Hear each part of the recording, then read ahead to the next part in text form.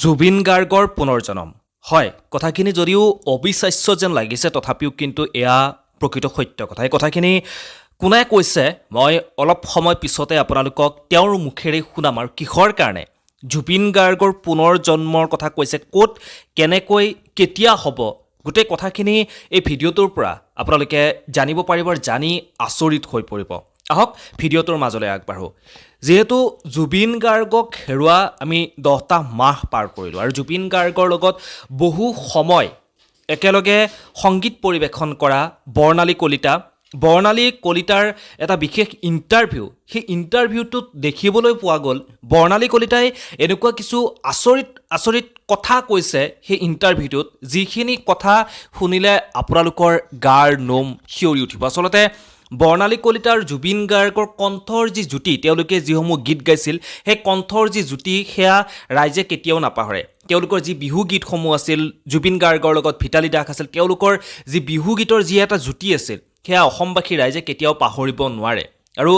বৰ্ণালী কলিতাই যি মন্তব্য আগবঢ়াইছে এতিয়া আজিৰ পৰা দুদিন আগত হৈ যোৱা এটা ইণ্টাৰভিউত জুবিন গাৰ্গৰ পুনৰ জন্মৰ সন্দৰ্ভত যি এটা মন্তব্য আগবঢ়াইছে সেই মন্তব্যই কিন্তু সঁচাকৈ চিন্তিত কৰি তুলিছে আচলতে মই ভিডিঅ'টো আপোনালোকক দেখুৱাম বৰ্ণালী কলিতাৰ মুখেৰে আপোনালোকে কথাখিনি শুনাৰ আগত কিছু কথা আৰু মই বহলাই আপোনালোকক ক'ব বিচাৰিছোঁ যিহেতু 10টা মাহ জুবিন গাৰ্গৰ ন্যায় প্ৰক্ৰিয়া চলি আছে ন্যায় প্ৰক্ৰিয়াত সকলোৱে যিসকলে জুবিন গাৰ্গক প্ৰকৃত অৰ্থত ভাল পায় ভুৱা অনুৰাগী নহয় তেওঁলোকে আদালতত গৈ তেওঁলোকে সাক্ষী প্ৰদান কৰিছে আমি দেখিবলৈ পাইছোঁ ৰবি শৰ্মাও প্ৰতিদিনেই গৈ আছে 5 নম্বৰ দিন হ'ল তেওঁ গৈ সাক্ষী প্ৰদান কৰিছে গতিকে সকলোৱে জুবিন গাৰ্গৰ যি তেওঁ অনুপস্থিতি বৰ্তমান যি অনুভৱ সেই অনুভৱ কোনেও পাহৰিব পৰা নাই কোনেও সেই জুবিন গাৰ্গক যি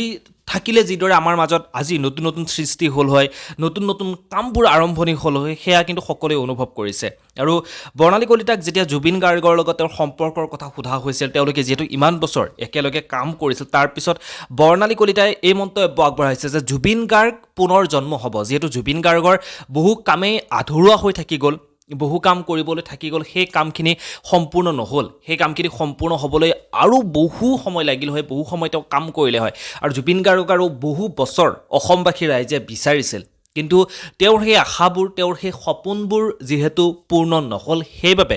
জুবিন গাৰ্গৰ কিন্তু পুনৰ জন্ম হ'ব এই কথাখিনি মই কোৱা কথা নহয় এই কথাখিনি কৈছে বৰ্ণালী কলিতাই কৈছে জুবিন গাৰ্গৰ পুনৰ জন্ম হ'ব আৰু সেই জুবিন গাৰ্গৰ লগত যিহেতু মই ইমান বছৰে কাম কৰিছোঁ মই ভিতালী দাস সকলোৱে ইমান বছৰে যিহেতু কাম কৰিছোঁ জুবিন গাৰ্গৰ সকলোৱে যিসকলে মনে প্ৰাণে জুবিন গাৰ্গক ভাল পায় গতিকে সেই মানুহখিনিয়ে জুবিন গাৰ্গক আকৌ এবাৰ লগ পাব কিন্তু ক'ত কেনেকৈ লগ পাব সেই কথাত বৰ্ণালী কলিতাই এনেকৈ কৈছে যে আকৌ হয়তো পুনৰ জনমত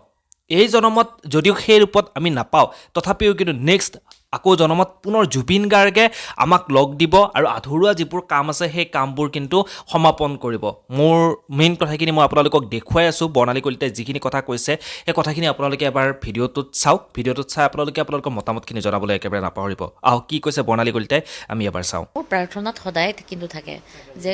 কলিতা সদায় ভালে থাকিব য'তে থাকে আৰু মইতো বিশ্বাস কৰোঁ মই সেইটো সদায় ক'ম যেতিয়া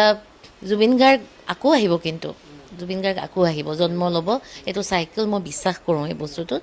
জুবিন গাৰ্গ আকৌ আহিব আৰু মোৰ বিশ্বাস জুবিন গাৰ্গৰ পিছে আমিও আহিম কাৰণ আমি তেওঁলোকৰ কাম কৰিছোঁ যে আৰু মই ভাবোঁ যে এইটো জনমৰ ৰিলেশ্যন নহয় এইটো